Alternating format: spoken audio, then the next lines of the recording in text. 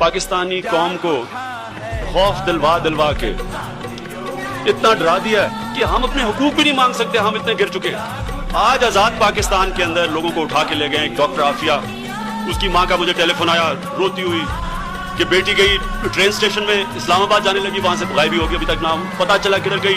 1.5 साल की उसकी छोटी बच्ची, 2 और बच्चे, कोई पता नहीं डॉक्टर आफिया किधर गायब हो गई।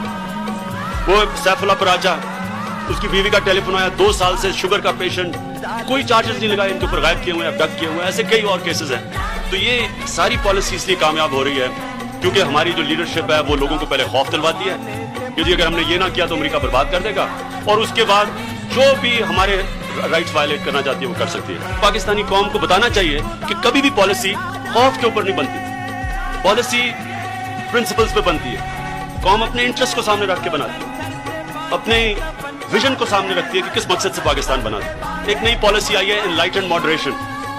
मैं बड़ी समझता हूं कि मुझे अंग्रेजी काफी लोगों से बेहतर आती है, लेकिन मैं अभी तक इसका मतलब नहीं समझ सका कि एनलाइटेंड मॉडरेशन का क्या मतलब है। मैं फिर इस नतीजे पे पहुंचा क्योंकि इसका मतलब तो कुछ है नहीं। मैं इस नतीजे पे पहुंचा कि इसका मतलब ये है, 2-3 मतलब निकल सकते हैं। एक तो ये कि चुप करके अमेरिकनों की गुलामी कबूल कर लो। दूसरा इसका मकसद ये है कि अगर आप मॉडरेट, वो मुसलमान है जो कि एक मगरबी तौर तरीके अपना चुका है और मगरबी वैल्यू सिस्टम अपना चुका है, वो मॉडरेट है, उसका इस्लाम से कोई ताल्लुक नहीं है। मॉडरेट का मतलब वो, और आप देख लें सारे हमारे जितने ऊपर आज गुजरा और जितने, वो पूरी कोशिश करते हैं कि किसी ना किसी तरह लोग ये ना कह दें ये बैकवर्ड है।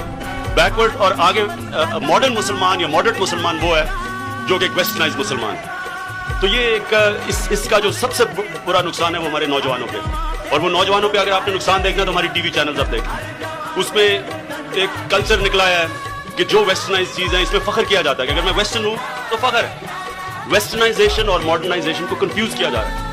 मॉडर्नाइजेशन और वेस्टर्नाइजेशन में कोई जरूरी ताल्लुक नहीं। मॉडर्नाइजेशन तो इंसान का ज़हन आगे बढ़ता है। प्रोफेसर साहब ने बात की प्रोफेसर्स की, यूनिवर्सिटी प्रोफेसर्स की जो येल और हार्वर्ड से पढ़ के आ जाते हैं। असल में तो जब तक आपके मुल्क में ओरिजिनल थॉट नहीं आता, जिसकी अभी ये जो बात कर रहे थे कि आप जब अपने ज़हन को आगे बढ़ाते हैं तो आप कॉपी नहीं किसी को करते।